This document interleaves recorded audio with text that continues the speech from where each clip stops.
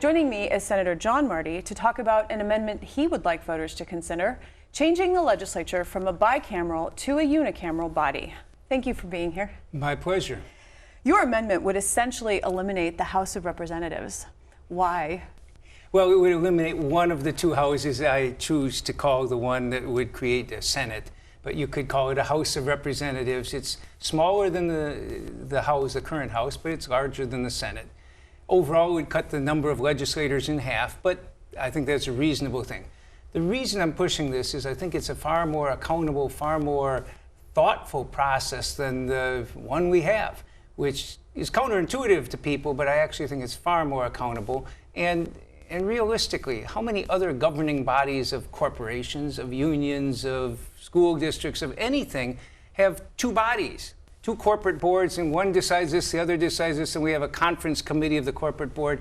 It'd be an untenable situation. You couldn't get anything done, and you're not getting better decision making through this process. And I believe a single House legislature would be far more accountable.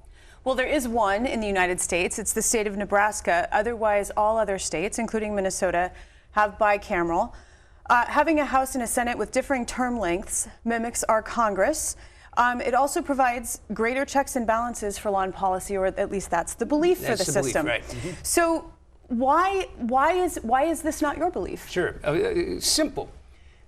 We have two processes totally independent of each other. Again, go back to the corporate board. Well, we have the House corporate board and the Senate corporate board, and they each figure out how we're going to operate the company and make the thing move forward. And then we got to take our hundreds of budget and operational procedural things and merge them with the hundred some done by the other body, and we compromise on this and do this. It's chaos. And it's not more thoughtful. In theory, what we're told in high school and grade school civics is that the Senate may be more deliberative and the House more in touch and so on. And so they'll push things and we'll check on them. But that's not the way things work.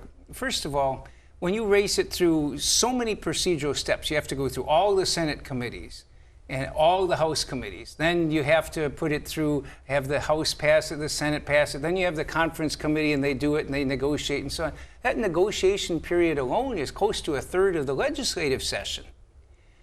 That's not time spent thinking over and deliberating over the policy. That's spent negotiating between this or that, really not looking into the details, but we're for this and you're for that. Let's argue about how much we can get and how much you can get. Instead, we should be spending more time studying the arguments. I remember one time a number of years ago during a special session when things were even more raced, where the Senate had passed a provision. It was a minor thing, but the Senate overwhelmingly passed it, maybe a handful of no votes. It wasn't controversial. A staff member came running in saying, the House won't accept it. The House won't accept that language. Based on, whether it's true or false, a rumor from a staff person that the other body wouldn't accept it, the Senate voted to undo that step. That's legislating by rumor. Is that thoughtful? No. I've also seen people put extra provisions in bills saying, well, we'll use them as bargaining chips with the other body. We'll use them, the Senate will put these bargaining chips in to get something from the House. Sometimes those bargaining chips you didn't really intend to become law.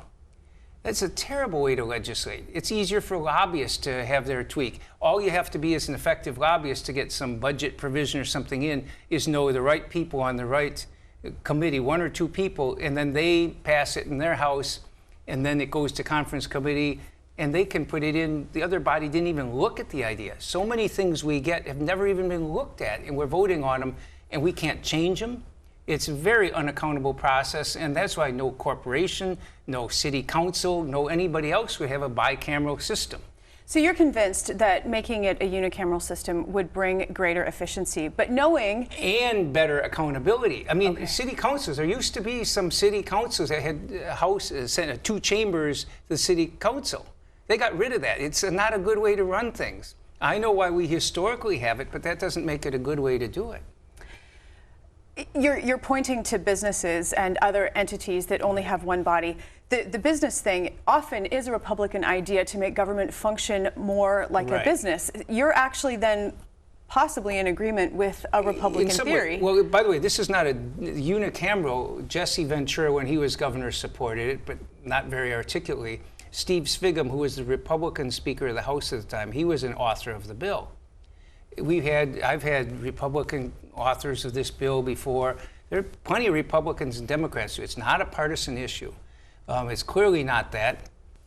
Some people, they say, well, we want the accountability, we want the checks and balances. And I say, no, we race things through a process here, and by putting extra steps in, they somehow think it's more accountability. I think a constitution should have barriers to make it harder to pass legislation. Our Constitution already has some. One of the common ones is we have to have bills read on 3 separate days, so you can't race something through in a hurry when somebody happens. You have to take the time to do it. What do we do now? Well, the Constitution does allow an out that says if it's convenient, you can declare an urgency and have all 3 readings on one day. We do that for routine bills day after day. We just override that constitutional check and balance.